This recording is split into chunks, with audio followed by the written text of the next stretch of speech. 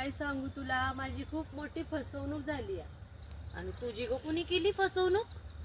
अगं काय सांगू, या तांदळानं केली माझी फसवणूक, आणि दुसरं कोण करणार? तांदळानं? आणि ती कशी काय? अगं लग्नाच्या वेळी लोक मला तांदूळ फेकून मारून सावध करत होते, पण मी मेली सावधच नाही झाले, फसले आणि हार गळ्यात घालून बसले.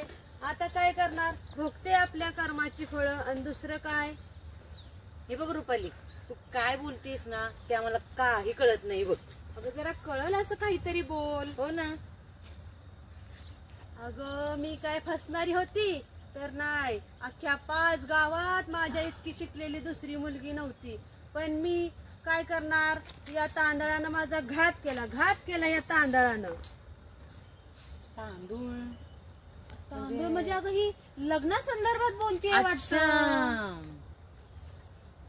अगं काय सांगू तुम्हाला, कसली कसली चांगली स्थळं येत होती मला तेव्हा, पण माझी निवडच चुकली, ठार चुकली. आता काय करू मी? आता काय, बस तांदूळ निवडत. तेव्हा जर माझी निवड चुकली नसती तर तुला काय माहितीये, घरात सिलेंडरचा स्फोट करून अगं हिनं तर घरच उडून दिलं असतं बघ. लावा तुम्ही माझी टिंगल लावा, सिलेंडरचा स्फोट उडवून द्यायचं काय सांगताय तुम्ही? मी तर तेव्हा अख्ख्या गावाचा स्वयंपाक सोलरवर करून दाखवला असता, आणि ऊर्जा बचतीच्या कित्येक योजना गावात आणल्या असता. पण या गावात माझ्या शिक्षणाची किंमत कुणालाच नाही, म्हणून आपलं गप बसायचं, आपलं ज्ञान आपल्यापाशीच ठेवायचं.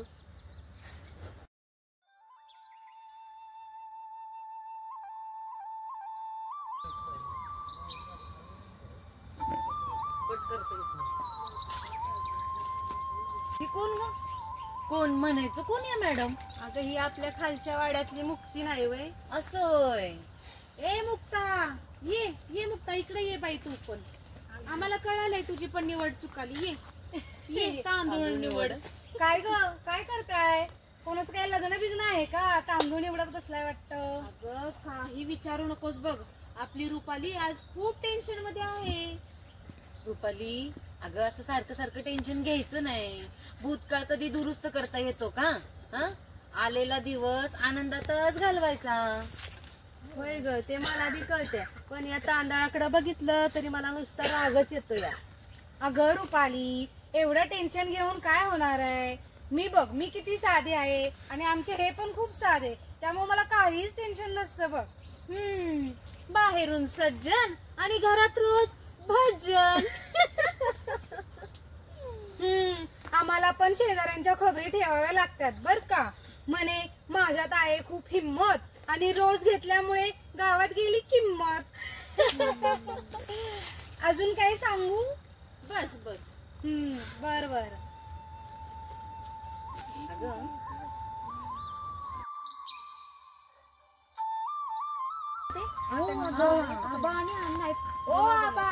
या इकडे या. बोला बोला बोला. हलवा. आबा काय झाले हो तुमच्या डोळ्याला? अगदी लाल लाल झालाय तुमचा डोळा. हो ना बाबा, अहो घरात काकी असताना पण बाहेर डोळ्यांचा व्यायाम करता की काय तुम्ही?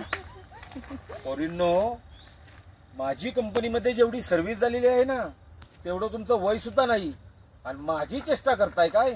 तसं नाही हो बाबा, तुमचा स्वभाव विनोदी की नाही, म्हणून आम्ही बोलून गेलो. बाकी तसं आमच्या मनात काही नाही बघा. आणि आबा कशाला एवढं मनाला लावून घेताय? नाही तर निवडा मग तांदूळ. अण्णा चला येतो मी. या या तुम्ही लावा, माझी टिंगल लावा. अहो आबा, जरा थांबा. ह्यांचं काय ऐकताय? आधी तुमच्या डोळ्याला काय झालंय ते सांगा. डोळ्याला ना कंपनीमध्ये एक जण एअर मारत होता. ती एअर मारत असताना धूळ उडाली, आणि त्यामुळे डोळा पूर्णपणे लाल झालेला आहे. आणि कंपनीत कसं लावं लागते? आता हे पहा अण्णा, तुम्ही सांगावं समजावून यांना कंपनीमध्ये एअर कशासाठी हवी असते ते. कंपनीमध्ये हवा कशी तयार केली जाते हे तुम्हाला मी सुरुवातीला सांगतो.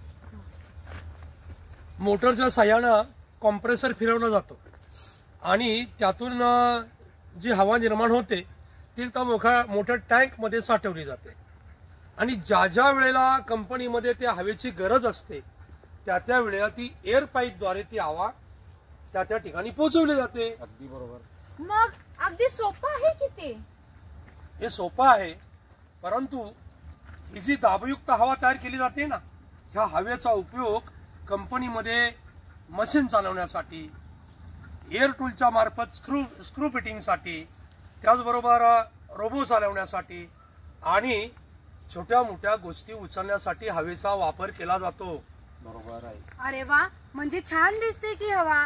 या हवेपासून भरपूर कामे होतात. हवेपासून भरपूर कामे होतात, परंतु ही दाबयुक्त हवा तयार करण्याकरता फार मोठी एनर्जी कंपनीमध्ये खर्च करावी लागते. हे आपल्या लक्षात आलं पाहिजे. त्याला कशाला पाहिजे एनर्जी? ठीक आहे, ही हवा अशी घ्यायची आणि साठवायची, हवा घ्यायची आणि साठवायची.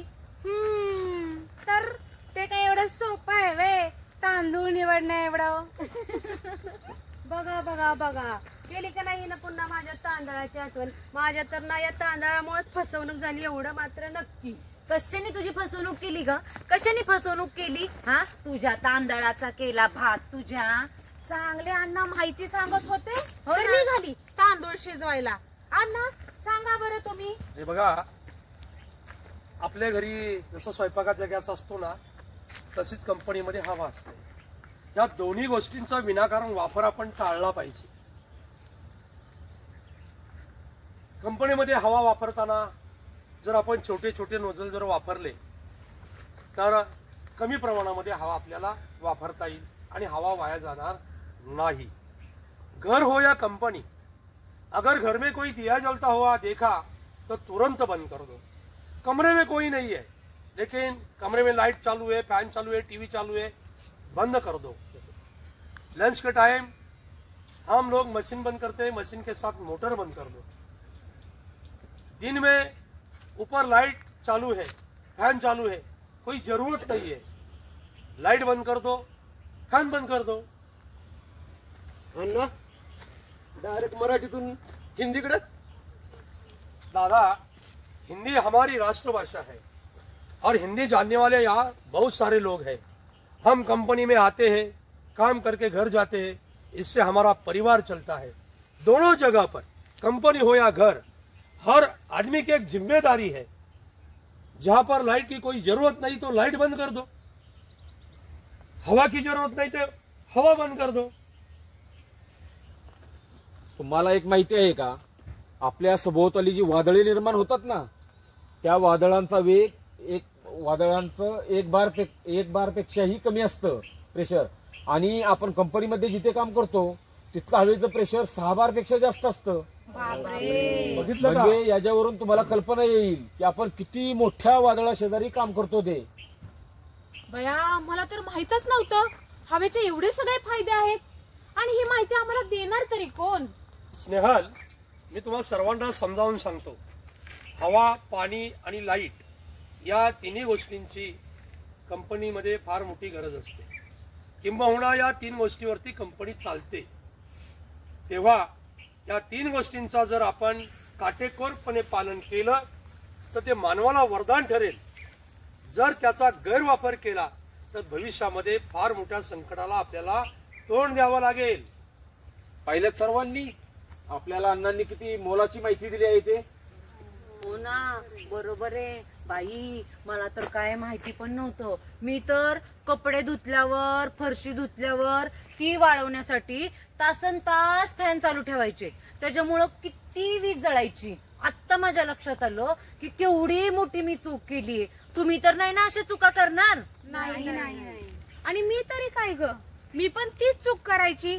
घरात नळाला पाणी आलं की नळाचं पाणी जाईपर्यंत नळ चालू ठेवायचे आणि पाणी वाया जायचं. पण ती चूक माझ्या लक्षात आलीये, ती मी करणार नाही चूक. तुम्ही पण नाही ना करणार? नाही. आणि माझं तरी काय वेगळं, मी पण तुमच्यासारखीच की. मी माझ्या घरामध्ये सगळ्या विद्युत उपकरणांचा अतिरिक्त वापर करत होते आणि त्यामुळं माझा पण लाईट बिल भरमसाठ येत होतं. आणि माझी ही खूप मोठी चुकी झाली. आता माझ्या चांगलं लक्षात आलं आहे आणि मी आता अशी चूक अजिबात करणार नाही. तुम्हीही नाही करणार ना?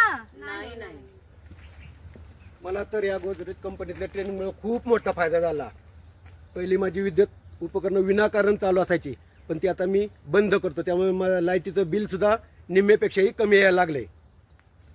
अरे वा दादा, म्हणजे तुम्ही खूपच छान केलं. तुमचा आम्हा सगळ्यांना अभिमान वाटतो आणि आम्ही आता तुमचं अनुकरण करणार आहे. हो ना? तर आजपासून आपण असं ठरवूया, हवा, पाणी, लाईट गरज असेल तरच चालू करणे, नाहीतर त्या वस्तू बंद करणे. चला चला. अगदी बरोबर आहे. हा बरं, चला चला, आता सगळ्यांना भुका लागल्या असतील का नाही?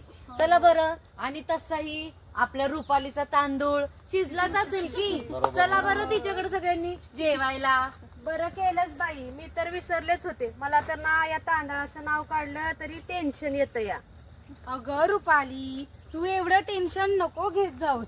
टेन्शन घेऊन तू निम्मी सुद्धा राहिली नाहीस. टेन्शन घेणं तब्येतीला घातक असतं बर का. रुपाली, ते तुला मराठीतलं गीत माहित आहे का ग? अगं त्या तांदळामुळे ती सगळं विसरली. तिला एकदा आठवण करून दे तू. कोणतं ग? मी तुला सांगते. जीवन गाणे गातच राहावे, जीवन गाणे झाले गेले विसरून जावे, पुढे पुढे चालावे. झाले गेले विसरून जावे, पुढे पुढे चालावे. जीवन गाणे गातच राहावे, जीवन गाणे. भूतकाळातील काही टेन्शन हे गीत विसरायला मदत करतं. खूप एनर्जी देतं हे आपल्याला गीत. या कार्यक्रमाच्या माध्यमातून आम्ही तुम्हाला संदेश देता आहोत. हम सब लोगों को हमारे और हमारे बच्चों के भविष्य के लिए विद्युत एनर्जी का योग्य तरीके से इस्तेमाल करना चाहिए. कंपनी में सोलर सिस्टम के द्वारा एनर्जी बनाई जाती है और उसका उपयोग काम के लिए होता है. हम भी हमारे घर के छत के ऊपर सोलर सिस्टम लगा के एनर्जी बना सकते हैं. हम सब लोग बैंक में पैसा इकट्ठा करते हैं ना, वैसे ही हम गर्मी के दिन में यूनिट के माध्यम से एनर्जी मीटर में इकट्ठा कर सकते हैं और उसका इस्तेमाल बारिश के दिन में कर सकते हैं. इससे क्या होगा, तो हमारा लाइट बिल का खर्चा बहुत कम हो जाएगा. और हाँ, ये सबके लिए सरकार हमें सब्सिडी यानी अनुदान देता है और ये बहुत फायदेमंद रहता है. पानी ये जीवन है. अगर जरूरत हो तो ही इस्तेमाल करना चाहिए. अगर जरूरत नहीं है तो चालू नल बंद रखिए. इससे किसी दूसरे की जरूरत या प्यास बुझ सकती है. अगर कंपनी में हवा का लीकेज देखे तो तुरंत बंद कर दे. अगर बंद नहीं कर सकते तो संबंधित विभाग को इसकी जानकारी दे दे. हवा का सही तरीके से इस्तेमाल करो. एक बार नोजल से निकली गई हवा फिर से पकड़ में नहीं आ सकती.